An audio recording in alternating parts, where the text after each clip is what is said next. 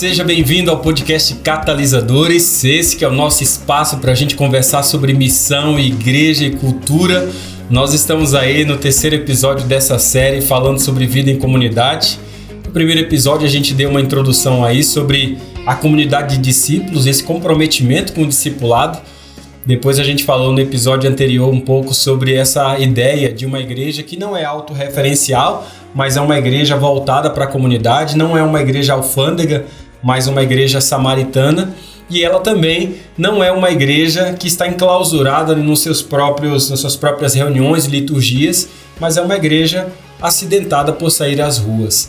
Essas foram as 3 mudanças que a gente falou no episódio anterior, que a gente precisa passar como igreja para entender um pouco mais essa plenitude do que é vida em comunidade. E hoje eu quero conversar um pouco mais com vocês sobre essa ideia de comunidade ou comunitarismo. Parece que a gente está vivendo essa tensão das pessoas confundirem o que realmente envolve a vivência do ser igreja como corpo de Cristo. Se você perceber, a igreja nos últimos anos, ela tem estudado esse assunto comunidade com muito mais intensidade. Muito mesmo.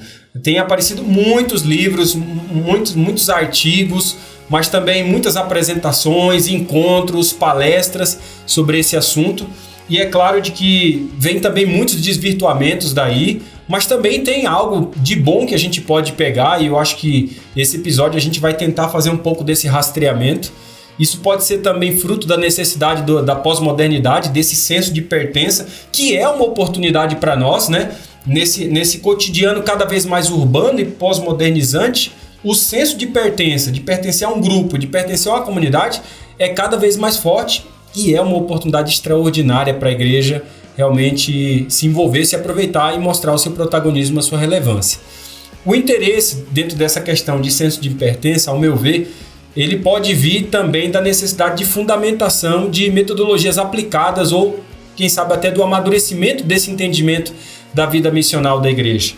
Quando você articula igreja missional, inevitavelmente você vai ter que falar sobre essa necessidade do que é a vida comunitária, do que é se envolver de maneira mais abrangente no contexto comunitário, tanto interno também quanto externo.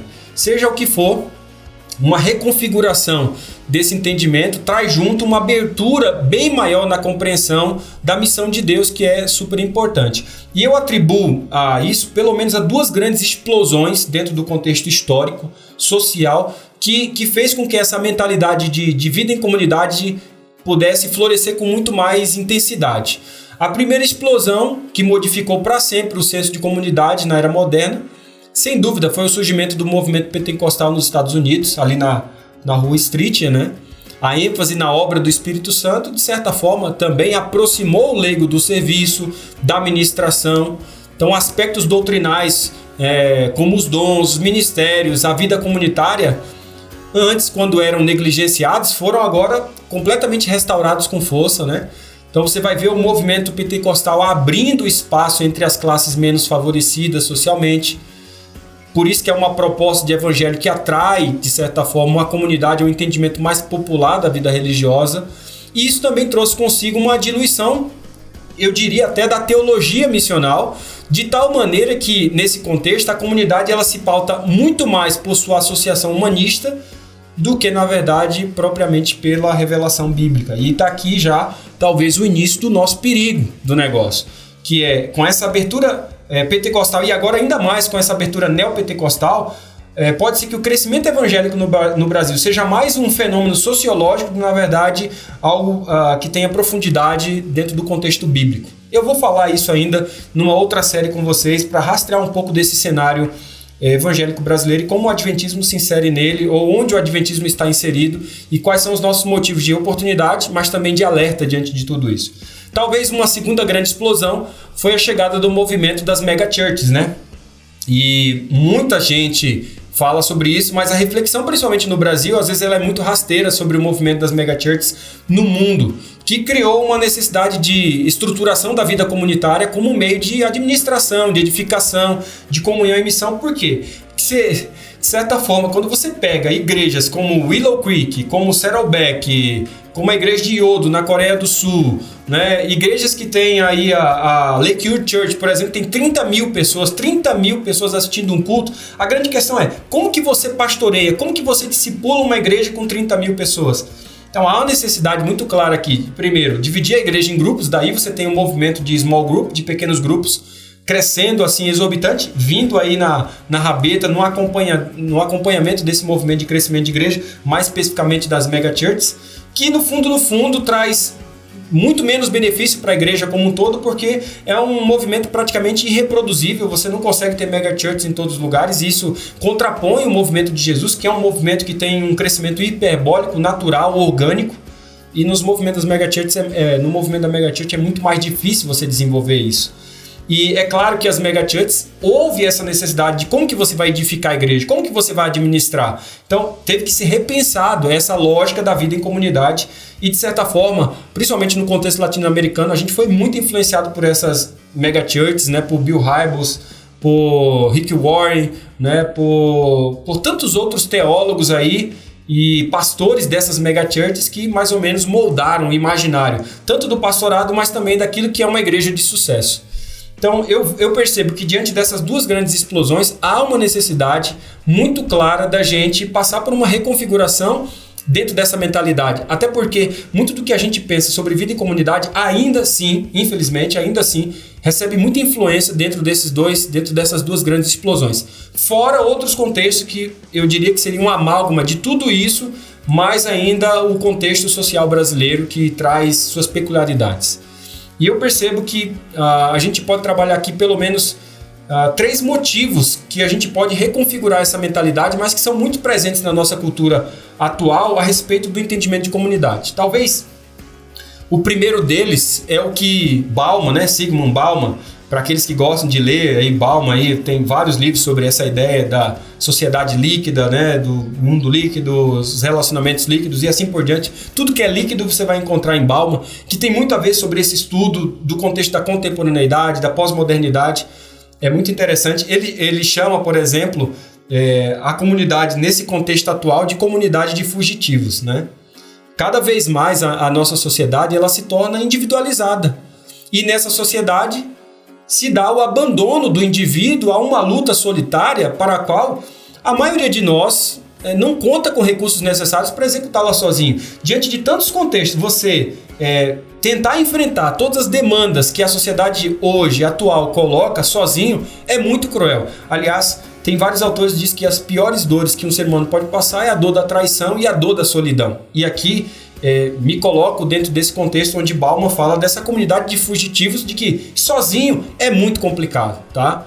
Infelizmente, os cristãos modernos são quase sempre forçados a usar as suas capacidades, habilidades e conhecimentos para ir tocando a vida e não para empregá-la em uma causa nobre e de grande valia para a humanidade. E é isso que eu tenho falado principalmente para a juventude, né? Se você não encontrar uma causa que seja um mote da tua vida, que você não compra com dinheiro, que está acima de questões temporais, a sua vida realmente vai carecer de sentido. E cada vez mais nós estamos vendo pessoas que vivem para trabalhar, para comprar roupa, celular, eletrônico, para ter um bem, e falta aquela causa que dá sentido da existência. E de fato, cada vez mais que a gente percebe os cristãos modernos, dentro desse contexto de uma busca de uma felicidade que seja parte de uma causa, você vai ter problema com esse contexto que o Bauman coloca. E tudo isso, segundo Bauman, leva a essa formação de comunidades de fugitivos, né? Ou seja, de pessoas deprimidas que escolhem um jeito, eu até diria aquele jeito cool, né? Fugitivo, distanciado de viver. E nesse estilo de vida, o único atrativo é a ausência de compromissos, né? Ou compromissos fugazes, tipo aqueles assim, hoje não dá e tal, valeu, que caem na sua mesmice, que são repetitivos, sem nenhuma criatividade ou ousadia. Porque é fato, se você quiser realmente vivenciar relacionamentos autênticos e profundos, você não tem como cair na mesmice, na repetição e vivenciar uma realidade de amizade sem criatividade. Isso é fundamento para você nutrir relacionamentos. Ou seja, o sujeito moderno, sempre deprimido e fugitivo, por ser também, muitas vezes, por ter relacionamentos não profundos, mas sempre superficiais, isso pega bastante. Inclusive nos pastores, que muitas vezes, se aprofundar demais nas relações, tem medo, porque o teto pode ser muito de vidro. Mas se afastar, vive a solidão. Estou falando no meu contexto. Mas esse contexto abrange muita gente, não só o contexto pastoral, de muita gente, desse sujeito deprimido e fugitivo, que, por ter relacionamentos distantes, se torna também insensível e incapaz de amar, ou pelo menos ter uma dificuldade de amar o próximo, essa pessoa tem. Especificamente se esse próximo for um estranho que não represente nenhum ganho real para ele. Minha mãe que dizia, né, que se você quiser conhecer uma pessoa, coloque alguém sem nenhum atrativo diante dela e perceba a sua reação. Porque diante das pessoas, entre aspas, importantes, né, que tem alguma figura de poder ou algum status, a gente é todo cuidadoso. Mas diante de alguém que muitas vezes não nos oferece nada, a gente não tem nenhum pudor. E minha mãe dizia isso como um alerta para sempre manter a humildade e encontrar no outro também a imagem de Cristo. É interessante quando a gente entende essa realidade, porque o indivíduo moderno ele tem dificuldade de amar na gratuidade. Vou repetir. O indivíduo, no nosso contexto contemporâneo, muitas vezes tem dificuldade em amar na gratuidade. E o fugitivo e deprimido de hoje, ele não tem forças para iniciativas ou para criatividade, principalmente nas relações. Facilmente ele se transforma em vítima. E nessa condição, ele tende a se tornar alguém que descarta com muita facilidade os demais seres humanos. Como Caim pode também repetir, né? Sou eu, por acaso, responsável pelo meu irmão? Sou eu guardador do meu irmão pela sorte dos outros? Pode até estar fisicamente perto das pessoas, mas paradoxalmente ele estará completamente separado deles. Não será construtor, mas desmantelado de pontes. Não se envolverá na missão altruísta de salvar pessoas, de acolher a opinião do outro, antes vai confinar o seu próprio sentimento mercadológico de igreja, de consumo, de realização pessoal. E o ser humano, gente, para realizar-se plenamente, ele precisa sair de si e encontrar o outro. Senão ele nunca vai se encontrar. Você encontra-se ao encontrar-se no outro. E essa realidade de se encontrar no outro encontra o seu apogeu na pessoa de Cristo. Como é que a gente encontra a nossa identidade? Na pessoa do Cristo, nosso Criador. O ser humano só pode realizar-se plenamente quando ele precisa sair de si e encontrar no outro, interagindo com ele, acolhendo na sua especificidade e singularidade. E nesse aspecto, a vida em comunidade vai além de um encontro, de uma reunião. Ela é a prática daquilo que o Evangelho chama de uns aos outros. E você vai encontrar tantos e tantos textos aí, onde o Evangelho fala, amai-vos uns aos outros, suportai-vos uns aos outros, né? Lide com amor com uns aos outros. Isso é fundamento para essa realidade de uma vida em comunidade. O segundo motivo é aquilo que eu li num livro de um camarada chamado José Lisboa Moreira, que ele fala sobre essa ideia, né, de comunidade e não comunitarismo. E daí o título desse episódio. Ele chama essa realidade que a gente tem que trabalhar, esse segundo motivo, de comunitarismo. E eu diria para você, pode acontecer que na prática da igreja ainda se tenha um modelo, né, como modelo ou referencial, um tipo de comunidade que não condiz com a proposta do Evangelho. Gente, eu digo para você, isso pode acontecer. Você vivenciar uma comunidade que não tem nada a ver com o Evangelho. Há algum tempo, por exemplo, nós temos visto, né, a vida em comunidade ser confundida com uma espécie de comunitarismo. O que eu quero dizer com isso é que, a partir do século XIX, ali, a igreja passou a viver apavorada com o comunismo. Mas na prática era, e eu diria, ainda é uma espécie de ditadura do comunitarismo. E entendo aqui o comunitarismo não na sua concepção filosófica moderna, em oposição ao individualismo, mas como um estilo de vida na qual os interesses do grupo, escute o que eu estou falando, os interesses do grupo e da comunidade estão acima de qualquer coisa. Nesse contexto, pode acontecer que algumas metodologias e práticas sejam esquizofrenizadas. E eu falo esquizofrenizadas pelo entendimento travesti de comunidade. E assim vai se revelando fugitivas de uma compreensão da comunidade bíblica que é muito mais missional. No comunitarismo, por exemplo, não há lugar para as diferenças e as individualidades. Essas são sufocadas pelo comunitário, por aquilo que é importante para o grupo. E aí eu me pergunto, que grupo, né? Assim sendo, a vontade e as necessidades de cada pessoa devem ser sacrificadas em nome da vantagem da necessidade de um grupo. Então, no comunitarismo, gente, as obrigações não são acolhidas, as obrigações não são acolhidas pelo sujeito na sua liberdade. Elas lhe são impostas. E não cumpri-las significa uma infração grave e imperdoável, mesmo quando o sujeito tem plena consciência de que elas ferem direitos fundamentais ou que são apenas capricho de quem detém o poder na comunidade. mesmo quando fere o assim diz o Senhor, mesmo quando vai contra o Evangelho. E a gente tem percebido por aí quantas e quantas pessoas têm adotado pautas sociais que são completamente diferentes do Evangelho. Em nome de quê? Em nome de qualquer ideologia, em nome de qualquer figuração, menos de acordo com o Evangelho. Porque se o Evangelho não concorda com esses ditames, por que nós entramos dentro deles como se fosse uma verdade absoluta?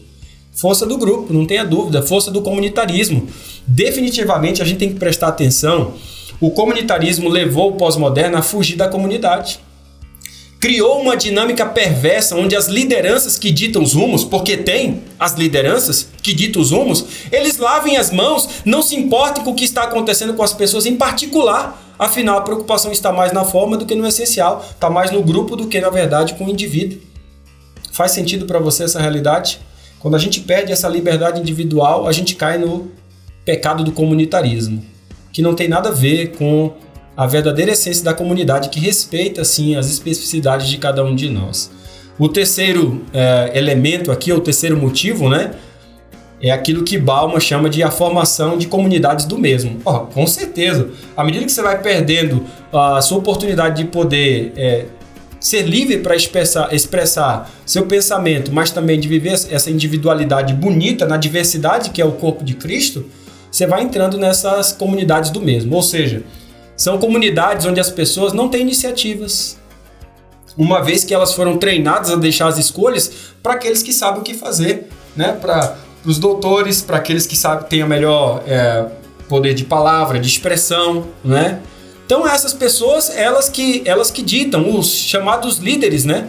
Essa comunidade da mesmice aniquila doutrinas fundamentais, como a doutrina do sacerdócio de todos os crentes, dos dons. Ela condensa a vida comunitária a uma reunião e participação em atividades já pré-determinadas em modelos litúrgicos. Na verdade, elas são comunidades estéticas ou comunidades prateleiras, né, como o próprio Bauman coloca, pois se fundamentam, né, num acordo de conduta uniforme. Né? Eu tenho percebido isso muito claramente no contexto de muitas discussões onde pessoas têm tentado arrastar a Bíblia para discussões que a Bíblia não tenta colocar como pauta principal. Começa a fundamentar determinados contextos com uma conduta uniforme demais, onde tudo parece funcionar bem, mas inevitavelmente vai demonstrando que há um consenso para que todas as pessoas se comportem de uma forma aparentemente normal, de modo até não deixar brechas para que se veja o que realmente está acontecendo lá dentro. Então fica todo mundo mais ou menos nessa fachada, dizendo que está tudo muito maravilhoso, tudo muito bonito, mas na verdade lá dentro é podridão. Essas comunidades prateleiras, elas tendem a ser muito curtas e voláteis, uma vez que a estética que as organiza é a mesma que as destrói. As aparências que normalmente dizem é tudo muito romântico, tudo muito bonito, tudo muito utópico, mas na verdade com essas próprias pessoas que estão tentando viver esse tipo de realidade comunitária se juntam, elas mesmas se matam, porque elas não se suportam diante das suas próprias ideias, que dentro do contexto se tornam cada vez mais evidente, principalmente a intolerância dentro deles mesmos. Bauman vai muito além ainda e bem longe, apoiando-se naquilo que George Steiner, né, chama de comunidades. Ele chama de comunidade de cultura de cassino. Por que ele fala isso, né? Ele chama de cultura de cassino porque são comunidades onde as pessoas entram apenas para jogar. Ou seja, para atender aos próprios interesses. É meu interesse? Eu entro. Não é meu interesse? Eu saio. E essas comunidades, elas se caracterizam pela ausência de sedimentação de laços duradouros. E é isso que eu tenho percebido na galera por aí. As relações são muito frágeis porque elas são baseadas em interesses muito pessoais, individualizados, a tal ponto de que você não pode se entregar para o outro. Os membros, eles ficam encantados com o que é apenas um instante passageiro ali. E às vezes tais comunidades se formam em torno de eventos da igreja. Mas terminados tais eventos, essas comunidades se dissolvem e viram uma massa anônima, onde ninguém conhece ninguém, salvo os relatórios anabolizantes que mostrarão números crescentes e que na prática não mudam sequer 5% do crescimento real da comunidade de crentes. Eu quero concluir, ao levantar essas questões, dessa reflexão de mudança que a gente tem que desenvolver na mentalidade de comunidade, dizendo que eu, particularmente, Alex, acredito que há uma referência que resgata o senso de comunidade para além de uma comunidade de fugitivos, de comunitarismos e de comunidades do mesmo. Estou me referindo de uma comunidade que encontra o seu verdadeiro senso além de si mesmo. E é preciso, gente, amadurecer de maneira prudente na compreensão de que a vocação cristã se expressa também na individualidade. A gente não pode fugir disso. Também se expressa na individualidade. Aquela que é a vocação comum de todos os seres humanos e de todos os discípulos e discípulas de Jesus Cristo, que se realiza de forma pessoal, única, segundo os dons e talentos especiais distribuídos pelo Espírito Santo. Porém, também a gente não deve esquecer de que a essência da humanidade do cristianismo está no amor, na capacidade de entrar em relação com o outro, de viver o chamado missional em plena qualidade das relações e da vida fraterna em comunidade. Então, a descrição que a gente vai encontrar, por exemplo, da comunidade de Atos 2 ali, não é a mesma em Atos 5. Por quê? Por que não é a mesma? Pô, você só lê Atos 2. Lê Atos 5, você vai ver o fight pegando. Existe aqui uma saudável tensão que oferece aos membros a possibilidade de exercer a sua vocação em plena autorrealização e, ao mesmo tempo, essa transcendência que barra a redução da comunidade, onde cada um faz o que quer sem dar satisfação a ninguém. Uma comunidade cristã, gente, não é um fim em si mesma, mas ela existe somente para a missão. A temperatura da fé de uma comunidade é determinada por sua abertura à missão. A vida fraterna em comunidade, desde os primórdios, estava fundamentada na clara convicção do que é estar junto, e que esse estar junto era para a missão. As pessoas se reuniam para a missão. Lembre-se que Jesus disse o seguinte: todas as vezes que estiverem assentados à mesa em meu nome, vocês estão anunciando que eu vou voltar. A realidade de estar junto não era simplesmente porque a gente se gosta e porque a gente é gente boa e porque o papo é legal. Não, existe algo além de nós que nos une aqui. Existe uma causa que é maior, que nos faz estar aqui juntos, mesmo com as nossas diferenças, para vivenciar essa causa. E essa causa é a missão de Deus, é participar dessa missão de reconciliar o mundo em Cristo. Os primeiros cristãos tinham plena consciência de que eram chamados não para formar um clube de amigos, que se reúnem para ler alguma coisa, para cantar um hino, para comer algo, mas para serem enviados em missão. A razão de ser da vida comunitária não era só amizade, ajuda mútua e itens com certeza de forte presença na agenda atual dos assuntos de comunidade. Mas era o envio, pessoal. Era o envio que moldava o senso de comunidade. E eu me preocupo com isso, porque quando eu vejo que a igreja quer criar unidade sem falar de missão, a igreja se divide mais. Eu ouço falar unidade da igreja, unidade da igreja. Quer criar unidade na igreja? Vamos levar as pessoas na missão, porque quanto mais na missão nós estamos, mais nós nos unimos. Quanto menos na missão, mais nos dividimos, a despeito de falarmos toda hora de unidade. Isso quer dizer que a missão produz unidade, mas nem sempre a unidade produz a missão. Eu vejo aí essa preocupação, que a gente fica preocupado demais com a unidade da igreja. A unidade da igreja vai ser preservada se a igreja manter a sua causa firme, e essa causa é a missão. Eu quero dizer com tudo isso de que, se você quiser uma igreja unida, coloque uma causa, e essa causa é missionária. As igrejas que têm uma causa missionária, elas falam mais de Jesus Cristo e menos deles mesmos. E é por isso que tem menos fofoca, menos diz-que-me-diz-que, menos tititi, menos briga boba. Por quê? Porque eles estão gastando mais tempo na missão de Deus, em pregar Jesus, e eles têm menos tempo para falar deles mesmos. Quando a gente fala dessa realidade, dessa igreja, gente, que entende a sua razão de ser no envio, que entende que sua razão de ser é a missão de Deus, nós estamos falando de comunidades saudáveis. Normalmente, tais comunidades, quando elas não são saudáveis e quando aparecem conflitos internos, principalmente aqueles ligados à missão, as pessoas entram em crise e a comunidade se desfalece. Por quê? Porque quando não há causa, não há missão, não tem nada que os segura. Não tem nada que os deixe ali. O que vai fazer uma pessoa que não está engajada na missão de Deus permanecer na igreja se o contexto ali é um contexto beligerante de conflito? O que o segura, se não a causa de Deus? Então, o que vai acontecendo é que as igrejas vão se transformando em clubes, nos quais as pessoas estão fisicamente juntas, mas cada uma delas com objetivos e pretensões exclusivamente individualistas. Então, primeiramente, o encontro com Cristo ele não se limita no isolamento, na interioridade de cada pessoa, mas na assembleia da comunidade, na assembleia dos crentes. O termo igreja missionária, foi usado até basicamente o ano 2000. Esse era o termo que a gente usava bastante, igreja missionária. E ele foi confundido com o missionário transcultural, com aquele que sai do seu país para ir para outro local. Por isso o termo missional como adjetivo significa aquilo que a igreja é, e não simplesmente aquilo que a igreja faz.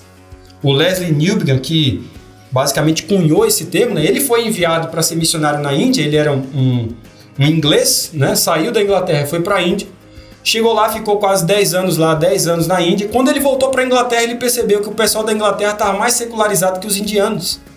Ele falou assim, como é que vocês me mandam para ser missionário na Índia, para vivenciar e criar comunidades missionárias na Índia, mas vocês perderam essa essência aqui? Ou seja, vocês precisam mais de missionários do que a Índia. E por isso ele diz o seguinte, olha, não basta você ser uma igreja missionária que envia missionários transculturalmente, além mar. Vocês precisam ser missionários no seu próprio contexto. Em outras palavras, você precisa vivenciar aquilo que o missionário transcultural faz lá na Índia, aqui na sua vizinhança, do outro lado da rua. Você precisa ser missional. Então esse foi o termo que foi cunhado para fazer uma diferenciação entre aquele que vive transculturalmente, mas aquele que está dentro do seu próprio contexto. E esse contexto missional chama para uma realidade comunitária muito mais profunda, porque é para você viver como um missionário transcultural dentro da sua própria vizinhança. E se a missão determina a vida em comunidade, a igreja é chamada a um entendimento missional que molde, então, essa comunidade. Se a igreja não tem essa consciência missional, é muito mais do que fazer com que um grupo de pessoas ali evangelize. Na verdade, é criar uma consciência missionária dentro do seu próprio contexto, através de todos os aspectos que perpassam a vida da congregação. E se a tua igreja ela é missional, tudo vai ser afetado com essa maneira consciente de vivenciar a igreja. Tudo. Muda a maneira como prega, como celebra, como louva, como ceia, como adora, como mobiliza. O prédio muda. O prédio não é só para culto, é para relacionamento, é para serviço. Tudo muda. A maneira como a gente investe os recursos, a maneira como a gente louva, por que a gente vai para o prédio de adoração? A gente não vai para receber bênção, a gente vai porque Deus já nos abençoou. A gente não vai para se sentir feliz, a gente vai para tornar Deus feliz. Tudo isso vai mudando dentro dessa relação quando a gente entende o que de fato é uma verdadeira comunidade em missão com Deus. É preciso mudar, gente, as práticas que normalmente são para dentro, para começar a olhar mais para fora, porque é olhando para fora que a gente se entende como comunidade de verdade. Não apenas falar sobre evangelismo, mas manter uma consciência evangelística em missão em todos os aspectos. Missão é mais que atividades para alcançar pessoas para Cristo, gente. É a nossa identidade em si. É o nosso papel que desempenhamos na história bíblica. Ser abençoado por Deus para ser uma bênção. É uma expectativa que afeta toda a vida. Ser missional implica em explorar aquela vocação para todas as áreas da vida. E assim a gente se percebe como uma verdadeira comunidade em Cristo. Uma comunidade que se mistura, que não é comunidade de fugitivos, que não é comunitarismo, que não é uma comunidade da mesmice, mas uma comunidade com uma causa muito clara, que é a causa da missão de Deus. De reconciliar pessoas com Cristo para preparar um povo para o seu breve retorno. É isso que nos confere esse entendimento. Por que a gente se reúne? Por que a gente está junto? Porque tem uma causa maior do que nós que nos faz se reunir, se juntar e se amar. Bem, esse foi o nosso episódio de hoje. Nós falamos um pouco aí sobre essa tensão de comunidade e comunitarismo, mas no próximo episódio eu quero falar sobre questões que fazem com que as pessoas saiam da igreja, de como que a gente pode evitar isso aí, tá bom? Pra gente fechar então essa série e fechar com chave de ouro, né? Se esse episódio fez sentido para você, compartilha com seus amigos, tenho certeza que vai ser uma bênção também o próximo. Um grande abraço e até breve.